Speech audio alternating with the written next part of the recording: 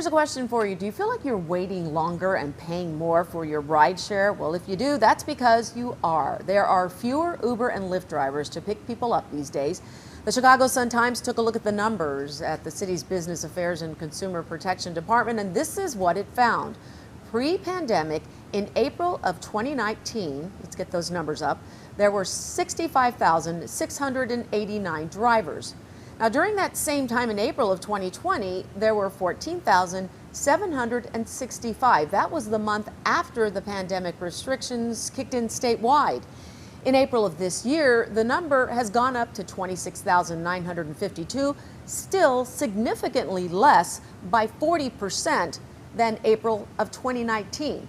So joining us to discuss is Eli Martin. He is the founder of Chicago Rideshare Advocates. Good morning to you, Eli. So good to have you here this morning. You are a driver yourself, so you know what's going on. Explain to everyone what is going on when it comes to Uber and Lyft these days. Why are rides so expensive and hard to get? Absolutely. Really appreciate you having me on here to discuss these issues, as they are very important, not just to drivers, but also to the city. Basically, what we're dealing with right now is a driver shortage, as everyone knows, and there are really kind of two main reasons for that. One of the number one reasons is driver safety. There have been numerous drivers who have lost their lives to carjackings this year, along with other drivers who have been injured or carjacked and survived it. And the app companies are pretty much fighting drivers every step of the way in putting some security measures in place that could protect us and prevent some of these fraudulent accounts that are being used to carjack us from existing. So you have a lot of drivers that are very nervous to work now because there is a very real danger for us. I want to jump in. I'm sorry to interrupt you. So tell me what kind of protections that you guys are asking for that you are not getting.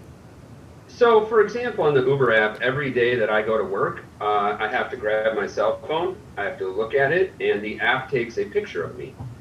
Within about 2 seconds, the app recognizes that I'm a real person. It even matches me to pre-existing photos on my account and says, okay, you're the right driver, you can go work now. So Uber already has some facial recognition software built into their app.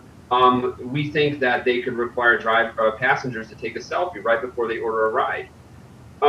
You think about it, if you're going to go murder somebody and steal their car, if you have to take a picture of your face first before you do it, you might be deterred from committing that crime.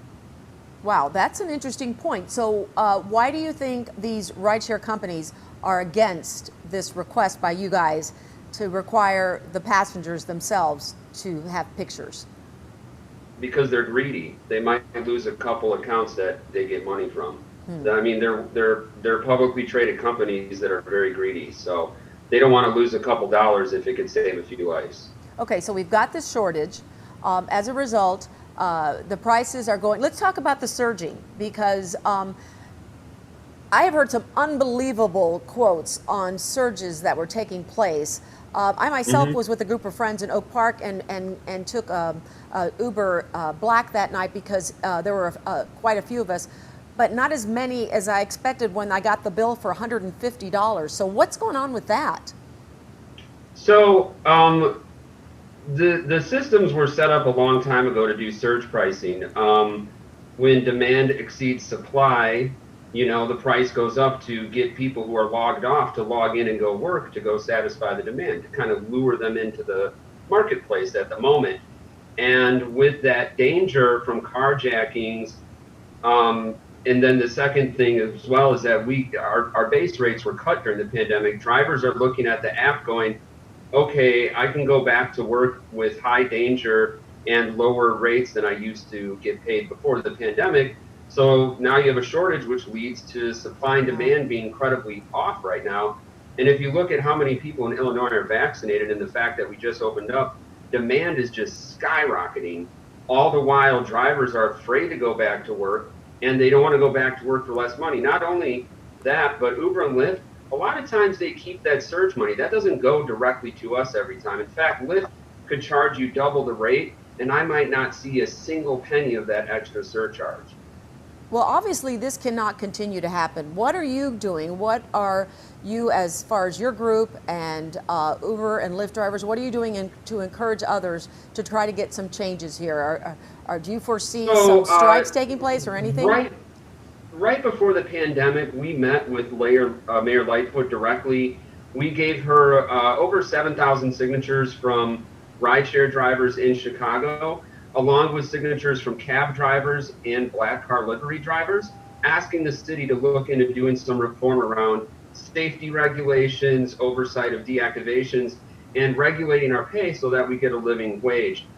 We also met with various aldermen like Vasquez, La Spada, and most recently last week we met with Alderman Riley, who is in fact introducing an ordinance.